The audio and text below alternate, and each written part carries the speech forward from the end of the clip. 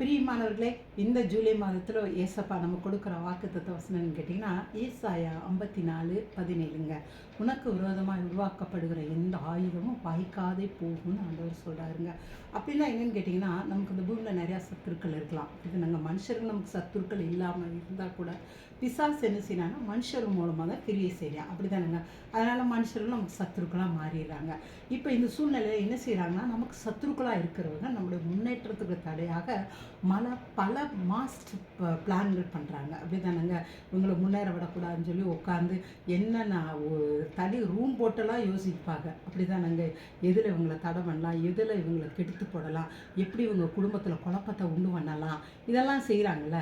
இதுதாங்க நமக்கு ஒரு விரோதமாக உருவாக்கப்படுகிற ஆயுதங்கள். ஆயுதம்னா என்ன? நம்மளை தாக்குறது தானுங்க. இப்பேற்பட்ட காரியத்தை ஆண்டவர் என்ன செய்கிறாராம், நமக்கு விரோதமாக உருவாக்கப்படுகிற எல்லா ஆயுதத்தையும் வாய்க்காமல் பண்ண போகிறாரா. அவங்க 1008 பிளான் போட்டாலும் அது ஒன்றுமே வாய்க்காதாங்க. ஜெயம் உங்களுக்குதே வருமாங்க. நீங்கள் என்ன நினைக்கிறீங்களோ அதுதாங்க நடக்கும். அதுலேயும் பைபிளில் ஒரு நீதிமான் எதை நினைக்கிறானோ அதுதான் அவனுக்கு கிடைக்குமாங்க. அதனால் நீங்கள் ஒரு நீதிமான், இயேசுவின் ரத்தத்தால் கழுவப்பட்ட நீதிமான். எனவே நீங்கள் நினைக்கிற காரியம் தாங்க உங்கள் வாழ்க்கையில் நடக்கும்.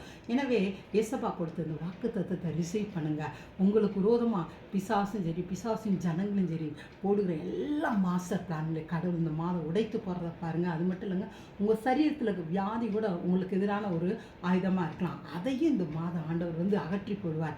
வாக்குத்தத்தத்தை மட்டும் அடிக்கடி சொல்லி அதை நீங்கள் பெற்றுக்கொள்ளுங்க. கடவுள் உங்களை இந்த மாதம் ஆசீர்வதிக்கிறத பாருங்கள். தேங்க்யூங்க. God bless you.